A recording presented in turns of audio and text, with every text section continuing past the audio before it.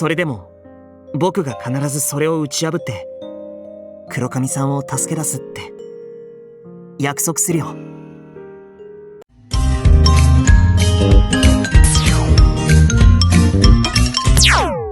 Halo semuanya, nama gue Mimin Subaru. Kali ini gue mau ngelengkap lagi chapter terakhir dari Iwa Hime ini. Setelah melewati banyak tragedi, Sujumu akhirnya mendapatkan ingatan dari leluhurnya Mutsu mengenai asal muasal kutukan Toei, Tsubakiko, Lilia, Kanae. Dan saat ini Mutsu akan kita mulai dari Kanae. Singkat saja, Kanae mendapatkan kemalangan akibat kutukan yang membuat dirinya seolah-olah berada di dunia fantasi. Karena itu, toleransi milik Kanae menjadi rendah dan pada akhirnya mudah dimanfaatkan oleh ayah tirinya. Intinya, si Kanae ini pemilikannya menikah kanak-kanakan dan gampang dibodohi. Kanae gak sadar kalau selama ini sedikit demi sedikit mulai dicabui oleh ayah tirinya. 嬉しいよ。ありがとう。じゃあ OK でちゅか。始めますでちゅよ。Singkat saja, Sujumu melawan kutukan milik Kanae. Meski kutukan Kanae berwujud luar raksasa dengan pedang besar, sosok palsu Kanae tak berkutik dengan kekuatan Sujumu.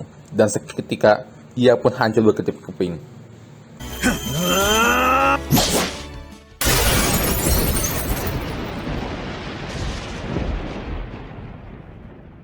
Kutukan Kanae kini menghilang.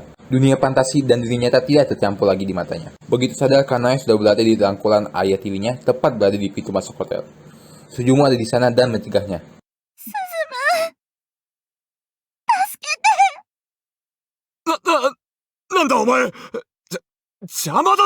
Sujumu memukul ayah tiri Kanae dan Kanae langsung bersegera berlindung di baik tubuh Sujumu. Singkat saja, kini semuanya sudah berakhir. Dunia fantasi yang terus menggerakkan Kanae telah hancur dan ia bisa menikmati hidupnya lebih baik lagi. Di akhir, Kanae mengungkapkan bahwa ia bercita-cita menjadi ketua Komisi Perlindungan Anak. Sebagai orang yang hampir mengalami pelecehan seksual, Kanae berniat menjadi pelindung anak-anak. Tapi sebelum itu, ia juga ingin membesarkan anaknya sendiri. Jadi yang mendengarnya langsung berkata, その前に王子様を見つけるのが先じゃないですか。それはもう大丈夫。見つけてるから。というか、射程範囲内。あ、ナッチ、外見て外。ウルトラレアカードが風に飛んでる。どこどこ？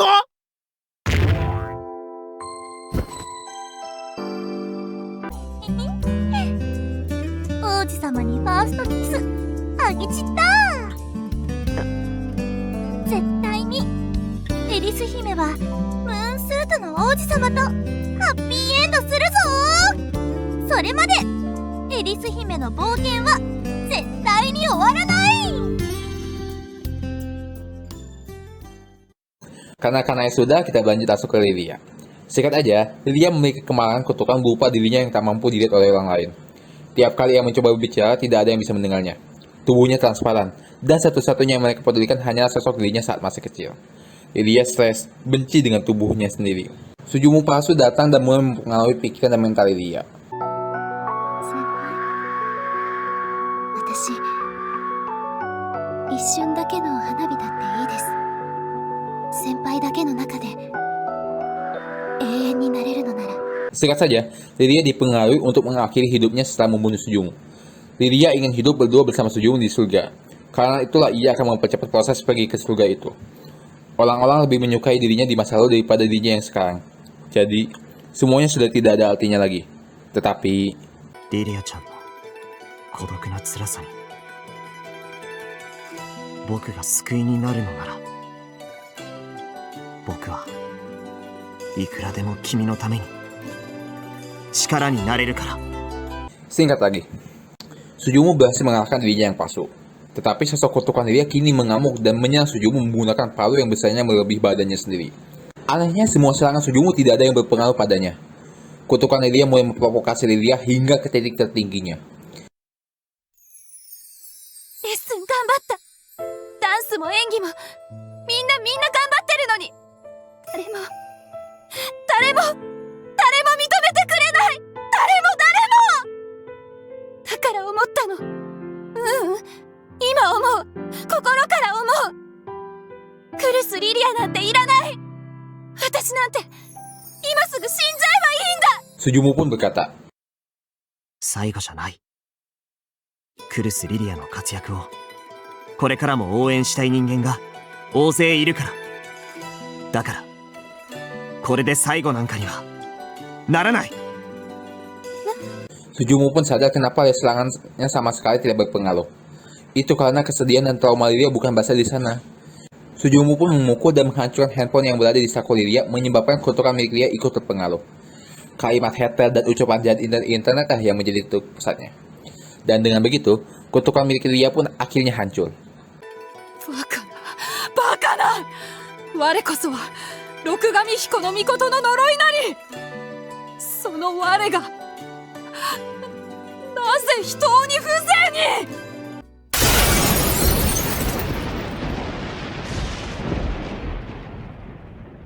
Di akhir, Sujumu pun akhirnya menjadi terhubung antara Lilia dan internet.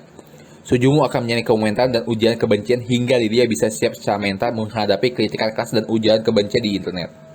Di ruangan klub, Lilia pun bertindak keras dan mencium Sujumu tepat di depan Tsubakiko dan Kanae sebagai bentuk pengakuan cintanya. Tsubakiko yang marah pun berkata, スズムあんたね、女の敵腹黒、話を聞かせなさい。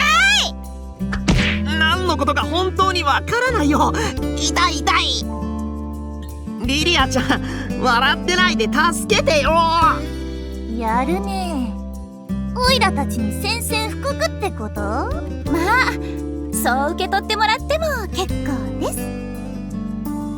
Oke, selanjutnya kita pergi ke cewek ketiga yaitu Tsubakiko. Sikat aja, Tsubakiko memiliki kutukan yang membuat dirinya seolah-olah dibuntutin oleh seseorang. Tsubakiko tidak percaya diri dan tidak mau keluar kamar. Semuanya yang terjadi karena sebenarnya semasa kecil Tsubakiko pernah diculik oleh om-om bejat. Ia menculik Tsubakiko dan melecehkannya secara tidak langsung. Tentu saja karena Tsubakiko masih kecil, ia sama sekali tidak menyadari tentang seberapa bejatnya pelakuan orang itu. Sikatnya Tsubakiko pun akhirnya berhasil diselamatkan oleh polisi dan orang itu dimasukkan ke penjara. Tetapi karena kutukannya, trauma milik Tsubakiko pun kambuh dan menyebabkan perasaan paranoid yang sangat berlebihan. どうしたの？顔色悪いよ。ごめん、私先に帰るね。 Ia tak bisa tidur. Tsubakiko mulai gila dan melakukan kekerasan pada orang-orang. Oh ya, bagi yang belum tahu, paranoid adalah jenis gangguan kepribadian eksentrik di mana pengidapnya memiliki rasa curiga dan tidak percaya yang tak ada hentinya terhadap orang lain. Sebenarnya paranoid itu normal bagi manusia, tetapi kalau paranoidnya udah tinggi banget, bisa membuatnya sampai melakukan kekerasan pada orang lain.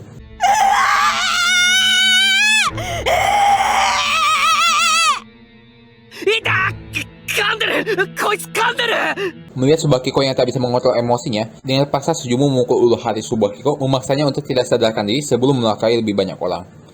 Singkat saja, Tsubakiko pulang lebih awal dan tak diduga ketika ia ingin tidur, Tsubakiko diserang oleh orang yang menjadi asal muasal traumanya.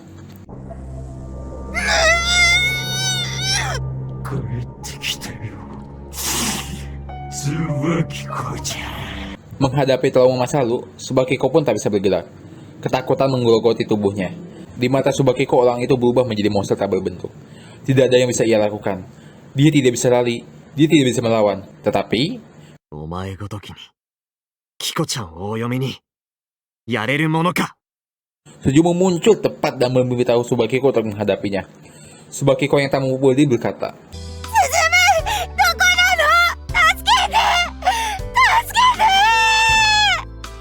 助けるのは僕じゃない。キコちゃん、君の力で己を救うんだ。 Tetapi tak diduga Sujumu mengatakan kenyataan yang tak pernah diduga Tsubakiko. お前はすでに2年前獄中で病死しているじゃないか。 Orang itu ternyata sudah mati.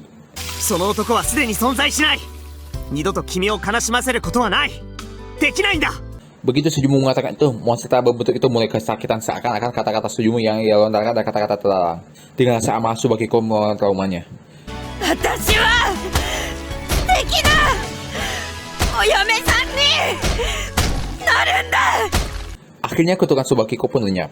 Di akhir, rasa was-was dan paranoid milik Tsubakiko akhirnya hilang. Dan ya, seperti yang kalian tebak, Tsubakiko pun mencium Sujumu. スズムには素敵なお嫁さんを探す権利なんて必要ないの。私が今予約しちゃったから。 Kayaknya gue akhiri di sini aja kali ya. Udah panjang soalnya. Apalagi Jatatowe sudah jelas lebih panjang karena juga akan menjadi tuh endingnya. Gimana menurut kalian tentang akhir bahagia dari ketiga cewek terkutuk itu? Karena yang dicinta ayah tirinya, Lily yang benci tubuhnya sendiri, dan Subakiko dengan paranoia tingginya. Ya ujung-ujungnya Sujumu ngehamin mereka bertiga. Kalau kalian baca di awal pasti dapat akhirnya, apalagi bagi mereka bagus-bagus. Ya kalau soal harga sih di Steam kalau gak salah harganya 180 atau 140 deh, lupa lagi dah aku. Yap, kayaknya minggu depan akan jadi part terakhir lah. Part di mana pusat seluruh kutukan akan bertarung melawan Sujumu. Kutukan akibat kesalahan warga desa yang melanggar garis suci dan menumbangkan garis Miko hanya demi kepentingan mereka. Sekian dan terima kasih, sampai jumpa.